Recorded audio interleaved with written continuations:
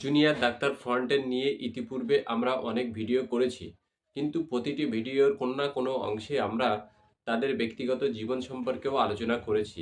গত দুদিন পূর্বে কয়েকজন জুনিয়র ডাক্তার ছেলে এবং মেয়ে তারা ওয়েও হোটেল বুক করে সেখানে রাত্রি যাপন করছিল।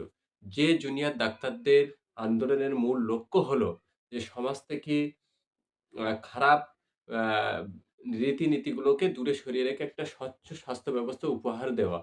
সেই স্বচ্ছ স্বাস্থ্য ব্যবস্থা উপহার দিতে গেলে যে একজন ছেলে এবং একজন মেয়ে অবৈধভাবে কোনো হোটেলে রাত্রি যাপন করবে, আবার সেই জুনিয়র ডাক্তার রাই রাস্তায় নেমে "উই ওয়ান্ট জাস্টিস" বলে আন্দোলন স্লোগান করবে, এটা কি এক জিনিস? যে ডাক্তাররা অবৈধভাবে হোটেলের রুম বুক করে সেখানে রাত্রি যাপন করছে, আবার দিনের বেলায় কলকাতার রাজপথ দখল করে জাস্টিস চাইছে বা বিচার চাইছে, আসলে এদের লক্ষ্য কী?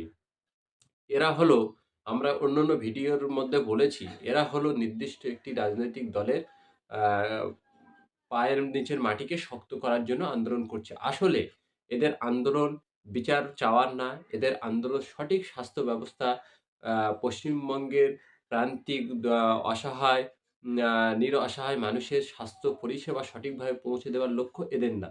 এদের লক্ষ্য হলো নিজেদের রাজনৈতিক কেরিয়ার তৈরি করা এবং তারা যে অপকর্ম করে বেরিয়েছে সেগুলোকে ধামাচাপা দিয়ে রাখা। সেটা যদি না হবে তাহলে জুনিয়র ডাক্তাররা কেন হোটেল বুক করে সেখানে অবৈধ কাজকর্ম করবে? আপনারা, আমি বলছি বলে এই নয়, আপনারা এই ভিডিওর শেষ থেকে দেখতে পাবেন যে জুনিয়র ডাক্তাররা হোটেল বুক করে সেখানে কি করতে গেছিল। সেই ভিডিও ভাইরাল হয়েছে। সেই ভিডিও আপনাদের দেখাচ্ছি, আপনারা দেখুন। কান্নাকাটি করে না স্যার। স্যার আপনি বলুন স্যার, আপনি একটু বুঝুন স্যার। আপনি তো দেখলেন, আপনি ওখান থেকে এত দূর অব্দি আমাদেরকে নিয়ে এলেন।